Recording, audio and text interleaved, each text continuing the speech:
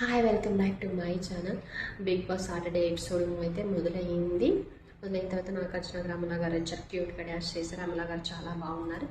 So Friday episode చూపిస్తామని ఇంకా episode చూపించారు. అక్కడ రీతు చౌదరి తనుజ కన్వర్జేషన్ వాష్రూమ్లో జరుగుతుంది. అప్పుడు అంటుంది, తనుజ అంటుంది, కళ్యాణ్ కావాలనే చేయి వదిలేశాడు, వీళ్ళు ముగ్గురు ఒకటే, తనుజ ఎమాన్యువేల్ చిన్న పొందా కాదు, ఇమాన్యువేల్ కళ్యాణ్ దివ్య ఒకటే, వీళ్ళ ముగ్గురు ఒకటే, అందుకే వదిలేశాడు ఆ చైరు అని ఇంకా అంటుంది.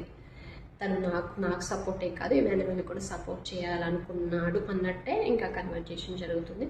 సో కళ్యాణ్ కూడా అదే చెప్పాడు, ఫస్ట్ నా సపోర్టు తనూజ, తర్వాత ఏమో ఇమాన్యువేల్ అంటాడు.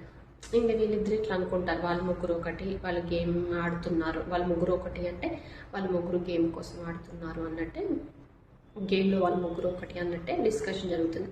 రీతు చౌదరి కూడా ఓకే అవును అంటుంది. ఎందుకంటే కళ్యాణ్ వస్తే రీతు చౌదరిని తీసేయాలనుకుంటాడు కాబట్టి, ఈ మాన్యువేల్ నన్ను తను ఉంచాలనుకున్నప్పుడు అవును అంటుంది. అవును వీళ్ళు ముగ్గురు ఒకటే, ఇట్లా గేమ్ ఆడుతున్నారు, తను అదే కళ్యాణ్ కావాలని వదిలేశాడు చేయరు అనేది తనుజ పాయింట్.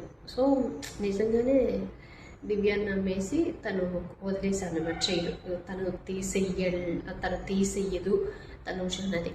కానీ మొత్తం సీను రివర్స్ అయిపోయింది ఇక్కడ.